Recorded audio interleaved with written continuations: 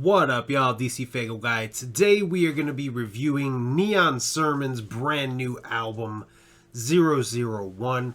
If you don't know who or what Neon Sermon is, it's Low-Key, Crux One, and Batty Bat. It's a group they've been teasing for a few months now, since the beginning of May. They dropped a single for it, Godzilla. We did a reaction for that. And I went into this album completely open-minded. I know Low-Key likes to experiment. He likes to play around with different styles.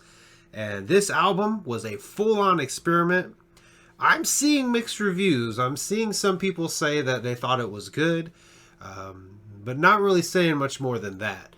For me, this album, I think, is a fucking banger. It has like a dubsteppy, like, what's it called? EDM? Even I don't know genres worth of shit. But it's got like a dubsteppy kind of sound. But this is a fucking hip-hop album. Like, it still has rap. It's got great fucking beats. It's produced by Seven. But it's got elements of it that's like kind of that dubsteppy. And that's supposed to make it like Alien, right? Remember when dubstep first came out? We were like, this is like music for aliens or alien music. It was very new, it was very out there, and I think Low-Key remembered that and ran with that. So that was kind of the mix that you got. Like, there's great rapping in here.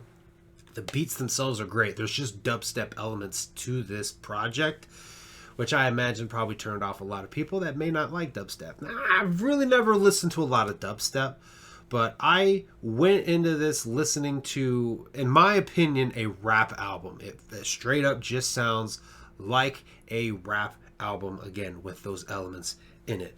But let's go ahead and take a look at the actual CD. That right there is the front. Super fucking dope artwork. When they were first teasing that pre-orders would be going up soon, this was the art that they had like kind of put out there and promoted, and I was like, yo, if this is the album cover, it's super fucking dope. I was right. It was the album cover, which I think is absolutely fucking sick. The green kind of glowing like that. And it kind of makes me think of like Venom, like the symbiote.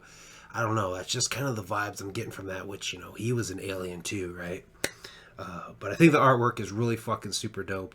You know, they have a lot of merchandise that's already come out that has that, like this design right here. Like, I have a keychain. Well, I have a lanyard that came with a keychain that has that artwork.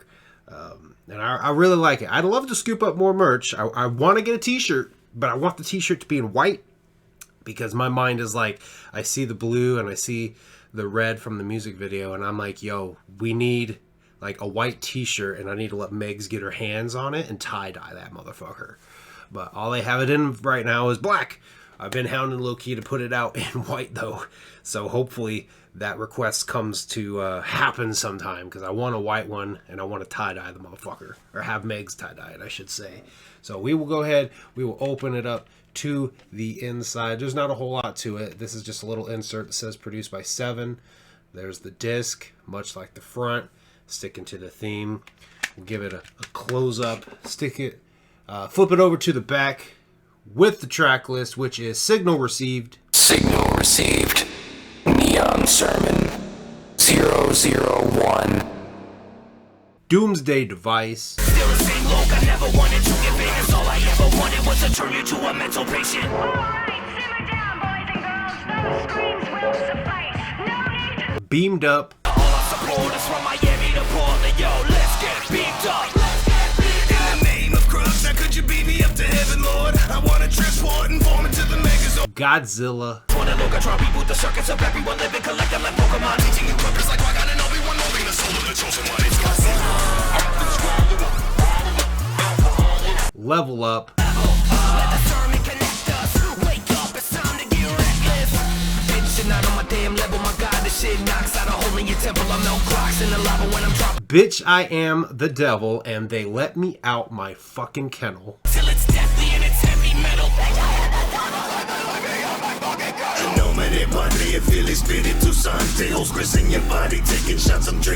The Sickness. Yeah, we back in this bitch, no forgiveness. One time for my killers in the back room, drunk off of whiskey, eyes like a raccoon. You now belong to us. Put you in another body. bounce around the house just for our entertainment. Like I said, I actually really enjoyed this album. Again, I've seen mixed reviews about it. I've seen people kind of like, oh, it's whatever, it's okay, I don't mind it.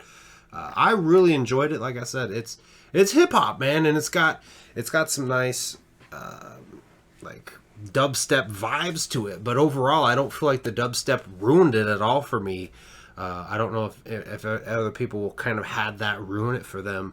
But this was a great fucking listen, front to back. I really enjoy this quite a bit. If you follow me on Instagram, I had made a post, and I looked sad as fuck in it. And it was like kind of a serious thing where I was like, yo, I got probed.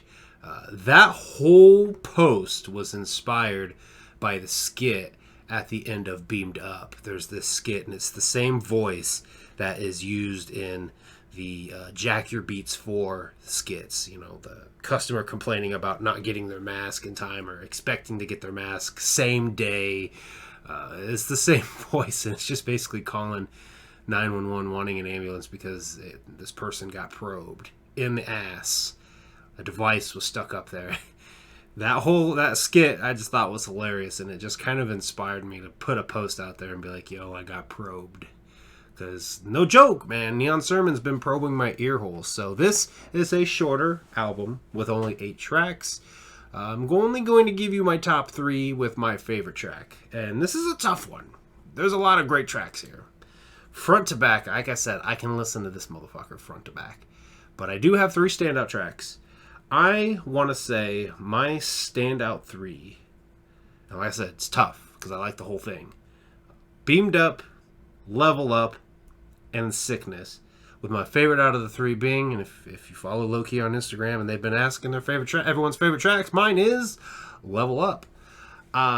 Loki responded he figured that I would like Beamed Up. It's in my top 3, but it's not my favorite. The reason I gave it to Level Up is because of the energy in that fucking track, the way that they flow over that beat.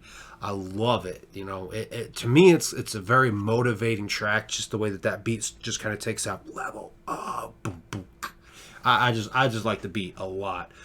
Beamed Up is a good one, and the reason I put the Sickness in there is because there is a line in there where Loki goes, Juggalos. Oh fuck! I'm gonna fuck this all up. He basically says that Juggalos don't know I exist, but the rappers they dick ride bump my shit. Juggalos act like I don't exist, but the rappers that they dick ride bump my shit. So tell me what the fuck does that say about you? I guess in a funny kind of way you're on my dick too.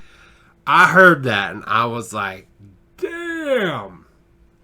And let me say this first and foremost for anybody that's kind of like, well, that's fucked up to say. I was one of those juggalos. You know, it was thanks to Cabal last year, about this time last year, introducing me to Loki and me finally going and listening to Loki. And I'm like, where has this artist been? You know, I didn't know he existed. I had been sleeping on him. I mean, I kind of knew he existed. I had seen him mentioned before. Obviously, he has a card on the expansion for Into the Echo Side. So I knew of him, just did not go listen to him. So it's like, I didn't know he existed. But, you know, the artist that I dick rode, ICP, I've admittedly been a huge ass fucking, I'll just fucking say it. I've basically been an ICP dick rider for many years. Through several videos, I've said that I primarily listen to ICP and don't really adventure out into the underground. That's a mentality that in the last couple years, and definitely this year, I've been trying to change. So when he said that, I felt that, and I had to sit there and go, yo, I'm guilty. I'm guilty, motherfucker. But the line just made me fucking laugh so fucking much because it's so goddamn true. There's so many underground artists that are slept on. And, you know, a lot of juggalos are kind of like, there's this mentality out there right now that if you're not rubbing elbows with Psychopathic, you're not shit. And I don't like that mentality because, you know, when ICP is gone, the underground is what's going to be left. So, you know, there's been some talks, you know, Roan on Beneath the Dirt has been bringing it up about there being people saying that the scene dies with ICP, almost like they want it to die. The scene's not going to die.